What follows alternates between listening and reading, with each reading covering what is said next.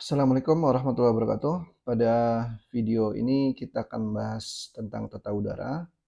Di video sebelumnya kita sudah membahas apa itu sistem tata udara ya, fungsinya apa, kemudian apa sih tujuannya gitu ya. Dan sekarang kita akan membahas prinsip kerja dari AC atau aircon. Jadi salah satu peralatan utama dalam sistem tata udara adalah aircon. Nah, sistem tata udara itu menggunakan sistem refrigerasi atau sistem pompa kalor ya. Saat ini ada berbagai macam jenis sistem refrigerasi atau sistem pompa kalor, antara lain kompresi uap, SRKU ya, sistem refrigerasi kompresi uap, ada juga sistem refrigerasi absorpsi, termoelektrik, termoakustik, terbang vortex, dan lain sebagainya gitu. Banyak lah gitu ya. Nah, tapi yang paling banyak digunakan di dunia sekarang adalah sistem kompresi uap, sistem refrigerasi kompresi uap. Kenapa? Karena sistem ini masih yang paling unggul dibandingkan yang lain, yaitu dengan parameter bahwa eh, temperatur yang dapat dicapai bisa sangat rendah, bahkan bisa di bawah nol gitu ya. Dan performansinya ditunjukkan dengan COP ya namanya. Bukan di video ini, kita bahas di video lainnya. Itu lebih tinggi dibandingkan dengan eh, sistem refrigerasi lainnya. Nah, di video sebelumnya kita telah membahas ini ya. Jadi sistem refrigerasi itu butuh kerja dari luar gitu. Kita berikan dia sebuah energi kerja gitu ya, baik itu listrik ataupun mekanik gitu ya. Kemudian nanti begitu diberikan kerja, maka akan ada bagian yang dingin yang menyerap kalor.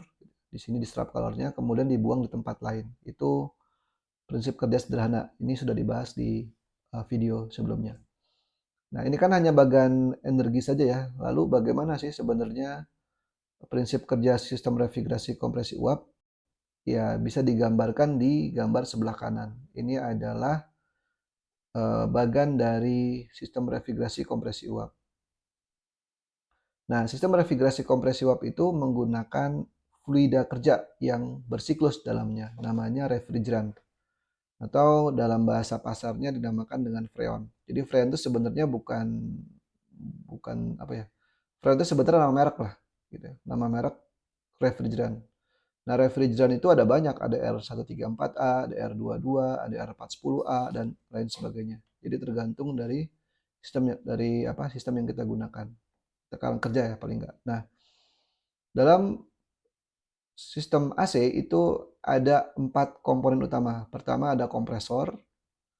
Biasanya ini jantungnya lah, jantungnya sistem refrigerasi. Kemudian ada kondenser. Untuk AC biasanya kondenser itu berupa pipa yang ada sirip-siripnya yang taruh di luar, kayak split biasa ya. Kondenser, kemudian ada katup ekspansi, ini biasanya bentuknya pipa spiral. Pipa spiral yang diameter kecil atau namanya pipa kapiler.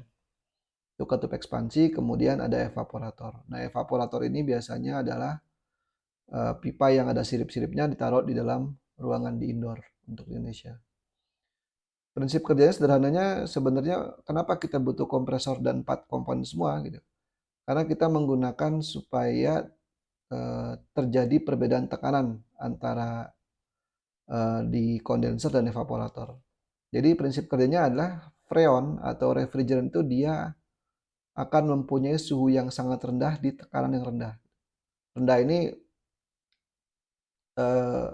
rendah ini relatif ya. Kalau dia dianggap dibandingkan dengan tekan atmosfer mungkin masih lebih tinggi gitu. Tapi di tekanan tersebut suhu refrigeran itu bisa di bawah 10 derajat misalnya.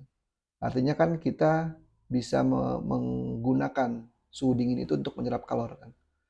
Nah, gimana caranya? Nah, refrigeran itu kan sebenarnya dalam pipa ini dia mengalir terus nih selama prinsip apa sama kompresor bekerja gitu ya. Selama sistemnya bekerja. Jadi bisa kita bayangkan bahwa kompresor itu kan tugasnya menghisap refrigeran nih dihisap gitu ya. Kemudian didorong ke kondenser gitu. Nah, tapi di katup ekspansi itu dihambat alirannya. Itu kan permukaan pipanya lebih kecil gitu. Jadi ini didorong terus, dihisap ya, di sini dihisap, kemudian dorong ke sini tapi dihambat gitu. Akibatnya apa? Tekanan di sini kan menjadi tinggi gitu. Karena dorong terus nih gitu. Sedangkan ini menjadi lebih rendah tekanannya. Kenapa? Ini dihisap terus gitu. Dihisap, dorong sehingga jadinya di sini tekan rendah di evaporator dan kondenser tekanan tinggi. Akibatnya di evaporator menjadi lebih dingin di sini artinya lebih dingin dibandingkan lingkungan gitu. Artinya bisa kita gunakan untuk mendinginkan udara di sekitar evaporator. Sebaliknya, di sini menjadi tekanan tinggi. Tekanan tinggi membuat suhu menjadi panas. Di sini akhirnya dibuang kalornya. Kira-kira seperti itu. Jadi kalau ini bagian utamanya, tapi kalau kita gunakan gambar misal dari ruangan gitu ya. Kira-kira bentuknya gini. Jadi di sini sama seperti tadi ya. Ini saya gambarkan tapi menjadi seperti ini. Jadi ini ada ruangan, di sini ada evaporator, kemudian ini dihisap refrigerannya di kondenser, kemudian dan seterusnya. Sama seperti yang tadi ya. Jadi kira-kira bentuknya di sini evaporator tuh dingin sekali gitu. Kenapa? Karena di sini mengalir refrigeran yang tekanannya rendah. Karena ini dingin, lebih dingin dibandingkan dengan udara lingkungan, maka kalau kita alirkan udara, jadi udara kita hisap di sini, ini ada fan ya, jadi ini mengalirkan udara ke sana. Jadi akan ada aliran berputar ke sini ya, bersiklus gitu ya. Jadi udara dingin dialirkan, kemudian ini menyerap kalor dari beban-beban yang ada di ruangan, beban kalor ya. Udaranya kembali ke sini gitu. Di sini didinginkan lagi. Akhirnya di dalam sini ruangan ini temperaturnya akan menjadi lebih rendah dibandingkan dengan yang di luar. Di sini juga sama nih, di sini kondenser suhunya lebih tinggi dibandingkan dengan lingkungan. Jadi ini bisa kita lepaskan kalornya gitu ke sana. Nah, di sini untuk lebih jelasnya bisa kita baca di sini ya. Sistem split itu terdiri dari dua unit ya, unit indoor dan unit outdoor. Biasanya di indoor tuh masuknya di evaporator. Ada evaporator di situ. Tapi di outdoor itu ada kompresor dan kondenser dan ekspansi. Jadi yang kita alirkan ke ruangan tuh yang refrigeran dingin. Nah, perlu perhatikan bahwa di sini refrigeran itu bersiklus terus-menerus kan, tidak keluar gitu. Ini yang mungkin beberapa orang keliru yang mengira bahwa freon itu pasti habis gitu. Jadi secara teori kalau memang tidak ada kebocoran itu freon tidak mungkin habis, tidak mungkin berkurang. Kalaupun berkurang mungkin setelah beberapa tahun gitu. Jadi kalau misalnya ada servis AC, tukangnya minta ganti freon ya harus dicari dulu, minta tambah freon misalnya, artinya freonnya berkurang. Solusinya bukan ditambah freonnya tapi dicari dulu bocornya di mana. Kalau bocornya sudah tertangani baru kita bisa tambahkan freon. Kalau bocornya tidak tertangani maka ya nggak akan lama gitu, akan berkurang juga freonnya.